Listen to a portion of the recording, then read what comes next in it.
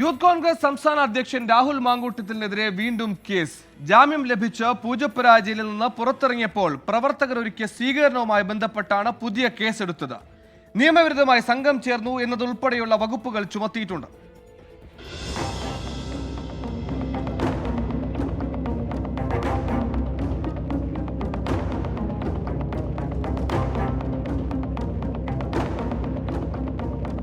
പന്ത്രണ്ട് പേരാണ് പ്രതിപ്പട്ടികയിൽ. രാഹുൽ മാങ്കൂട്ടത്തിൽ രണ്ടാം പ്രതി.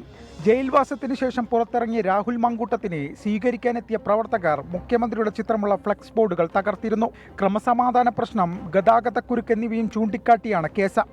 ലഹളയുണ്ടാക്കണമെന്ന ഉദ്ദേശത്തോടെ പ്രതികൾ പ്രകോപനമുണ്ടാക്കിയെന്ന് പൂജപ്പുര പോലീസിന്റെ എഫ്ഐആറിൽ പറയുന്നു. തിരുവനന്തപുരം ജില്ലാ പ്രസിഡന്റ് നേമം സജീറാണ് ഒന്നാം പ്രതി. കണ്ടാൽ തിരിച്ചറിയുന്ന 200 യൂത്ത് കോൺഗ്രസ് പ്രവർത്തകരെയും കേസിൽ പ്രതി ചേർക്കും.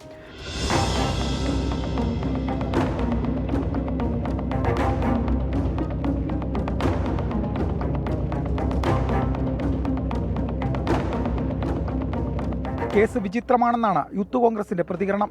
നിയമപരമായ പോരാട്ടവുമായി മുന്നോട്ടു പോകുമെന്ന് നേതാക്കൾ വ്യക്തമാക്കി. വരും ദിവസങ്ങളിലും സർക്കാരിനെതിരെയുള്ള പ്രതിഷേധം വ്യാപിപ്പിക്കാനാണ് യൂത്ത് കോൺഗ്രസ് തീരുമാനം. 24 തിരുവനന്തപുരം.